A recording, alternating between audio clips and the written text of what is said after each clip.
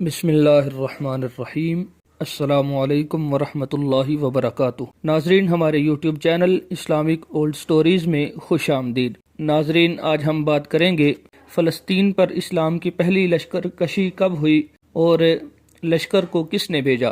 Video شروع کرنے سے پہلے اگر آپ ہمارے چینل پر نئے ہیں تو ہمارے چینل کو سبسکرائب کیجئے، لائک، کمنٹ اور بھرپور شیئر کیجئے۔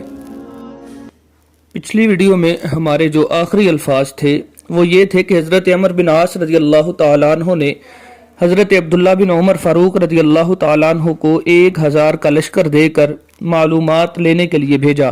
اگر آپ نے ہماری وہ پہلی ویڈیو نہیں دیکھی تو پہلے ہماری اس ویڈیو کو دیکھیں، پھر آ کر یہ ویڈیو دیکھیں تاکہ آپ کو اچھے طریقے کے ساتھ سمجھ آ سکے۔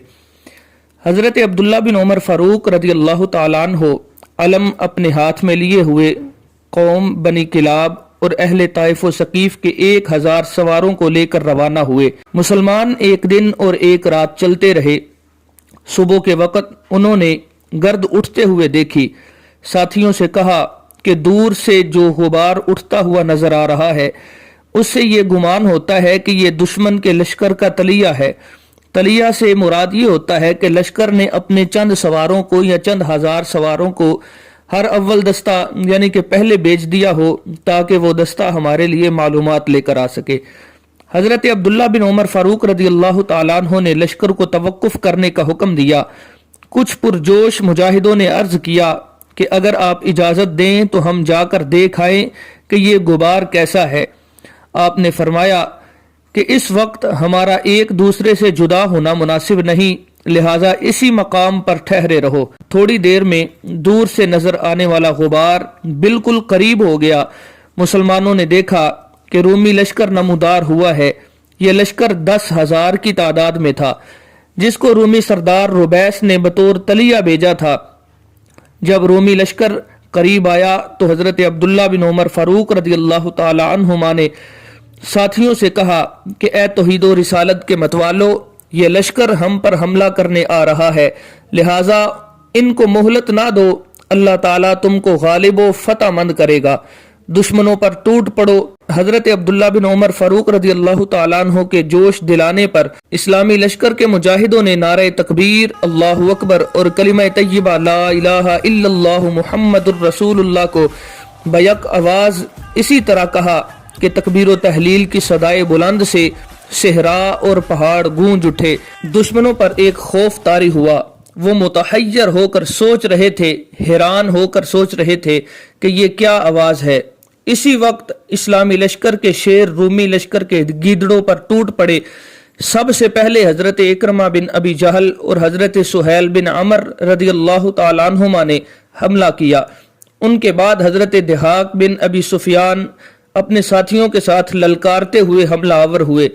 مہاجرین و انصار بھی مرد میدان کی شایان شان شجاعت کا مظاہرہ کرتے ہوئے ٹوٹ پڑے۔ اسلامی لشکر کی اس طرح کی دفعتاً یلغار سے رومی لشکر ہل گیا۔ وہ سوچ بھی نہیں سکتے تھے کہ مٹھی بھر مسلمان ہم پر اس طرح حملہ آور ہوں گے۔ الغرض دونوں لشکر آپس میں مل گئے۔ تلواروں اور نیزوں نے اپنا کام دکھایا۔ مجاہدوں کی تلواروں میں وہ شدت اور قوت تھی کہ رومی سپاہی اس کی تاب نہ لا سکے۔ ان کی جان کے لالے پڑے ہوئے تھے۔ مجاہد اسلام کی ایک ضرب میں ہی رومی سپاہی خاک و خون میں تڑپتا نظر آتا تھا۔ پت جھڑ میں سوکھے پتے جس طرح درخت سے ٹوٹ ٹوٹ کر زمین پر گرتے ہیں، اسی طرح وہ اپنے گھوڑوں سے گر گر کر زمین پر گرتے تھے۔ شدت زخم کی وجہ سے چیختے اور تڑپتے تھے اور دم توڑتے تھے۔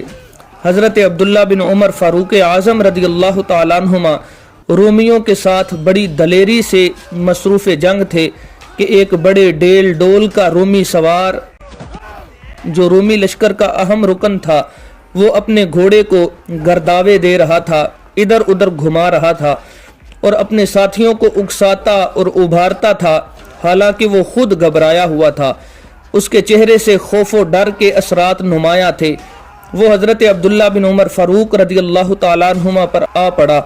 حضرت عبداللہ بن عمر فاروق رضی اللہ تعالیٰ عنہما نے اس کا وار خالی کر دیا اور جوابی وار کیا۔ وہ رومی پہلوان نے بھی जंग के करतब दिखाते हुए हजरत अब्दुल्ला का वार चुका दिया। हजरत अब्दुल्ला को उसकी जंगी महारत का अंदाजा आ गया। हजरत अब्दुल्ला ने जोर से अपने घोड़े की लगाम खींची। घोड़ा बुलंद आवाज से हिनहिनाकर पिछले दोनों पांवों पर खड़ा होकर ठहर गया। रूमी पहलवान महवे हैरत होकर घोड़े को देख रहा था कि एक ही यलगार में एक ही मर्तबा हजरत अब्दुल्ला बिन उमर रदियल्लाहु ताला अन्हुमा ने म्यान से तलवार निकाल कर घोड़े को पांव की एड़ मारी। वफादार घोड़ा गोया अपने मालिक का इरादा जान गया हो। इस तरह कूदा और एक आन में रूमी पहलवान के घोड़े के करीब पहुंच गया। रूमी पहलवान ने अपने नेजे से हजरत अब्दुल्ला पर वार करना चाहा, लेकिन हजरत अब्दुल्ला बिन उमर फारूक रदियल्लाहु ताला अन्हुमा ने बिजली की सूरत से अपनी तलवार से उसका नेजा काट दिया। रूमी पहलवान ने नेजे की लकड़ी फेंक कर घोड़े की जीन में लटकी हुई तलवार के कब्जे पर हाथ पहुंचाया और म्यान में से तलवार निकाल रहा था। इतनी देर में तो हजरत अब्दुल्ला बिन उमर रदियल्लाहु ताला अन्हुमा ने तलवार का ऐसा वार किया कि उसके शाना की रग काटती हुई पहलवान के जिस्म के दो हिस्से कर दिए। वो अपने घोड़े से जमीन पर गिरा। तब ऐसा महसूस होता था कि एक पहाड़ टुकड़े टुकड़े होकर गिर रहा है। हजरत अब्दुल्ला बिन उमर फारूक रदियल्लाहु ताला अन्हुमा ने उस रूमी पहलवान जो लश्कर के तलिया का अमीर था उसके जिस्म का काम तमाम कर दिया। जब रूमियों ने देखा कि उनका सरदार बुरी तरह कत्ल हुआ है तो उनके दिल दहल गए, कदम लड़खड़ा गए, हौसला पस्त हो गया। हर एक को अपनी जान की फिक्र लगी हुई थी। अब लड़ने का नजरिया मुतबद्दल हो गया था। हमला करने के बजाय अब दिफाई तरीका इख्तियार किया। लेकिन मुजाहिदीन इस्लाम की बर्क आसा और बर्क अफशार शमशीरों के सामने ज्यादा वक्त ठहर न सके।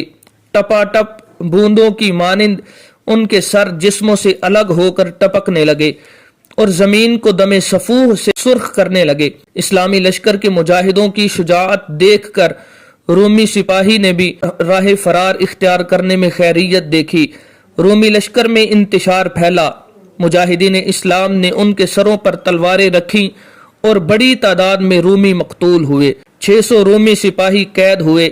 इस मार्का में हजरत अब्दुल्ला बिन उमर फारूक रदियल्लाहु ताला अन्हुमा के अलावा हजरत दिहाक बिन अबी सुफियान रदियल्लाहु ताला अन्हु और हजरत हरस बिन हिशाम रदियल्लाहु ताला अन्हु ने भी बड़ी जमा मर्दी दलेरी का मुजाहिरा किया और दुश्मनों पर गालिब आने में अहम किरदार अदा किया।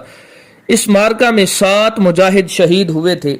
हजरत अब्दुल्ला बिन उमर फारूक के हुक्म से मुजाहिदीन ने मकतूलीन का माल, सामान और दीगर असबाब जंग को यकजा किया तो कसीर तादाद में माल गनीमत हाथ लगा था। हजरत अब्दुल्ला मासीरान जंग माल गनीमत अपने लश्कर को लेकर वापस उस मकाम पर लौटे जहां हजरत अमर बिन आस रदियल्लाहु ताला अन्हो इस्लाम के मुजाहिदों का लश्कर लिए हुए पड़ाव किए हुए थे। इस तरह फतह गनीमत के साथ हजरत अब्दुल्ला के लौटने से हजरत अमर बिन आस रदियल्लाहु ताला अन्हो बहुत खुश हुए। हजरत अमर बिन आस रदियल्लाहु ताला अन्हो ने कैदियों से रूमी लश्कर का हाल दरियाफ्त किया तो उन्होंने बताया कि हिरकल बादशाह ने सरदार रुबैस को 1 लाख का लश्कर देकर तुम्हारे मुकाबले के लिए रवाना किया है और उसे हुक्म दिया है कि मुसलमानों को मुल्क शाम से हाँक भगा दे। इसी 1 लाख के लश्कर से सरदार रुबैस ने 10,000 सवारों का बतौर तलिया भेजा था जिसने तुम्हारे छोटे लश्कर के हाथों हजीमत उठाई है।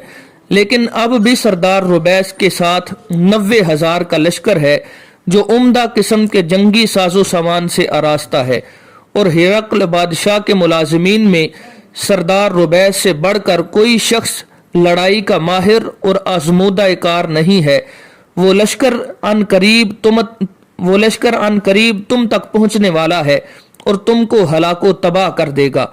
हजरत अमर बिन आस रदियल्लाहु ताला अन्हु ने फरमाया कि जिस तरह रोमी लश्कर की तलिया का सरदार मारा गया इसी तरह इंशाअल्लाह सरदार रुबैस भी मारा जाएगा और उसके लश्कर का भी वही हाल होने वाला है जो लश्कर के तलिया का हुआ है।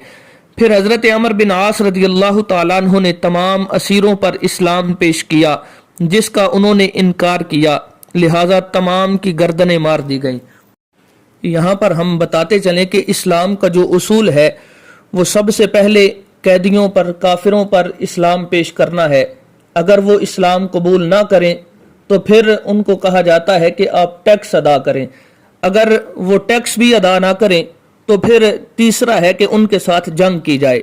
جب ان قیدیوں پر اسلام پیش کیا گیا، انہوں نے اسلام کو قبول نہ کیا تو ان سب کی گردنیں مار دی گئیں۔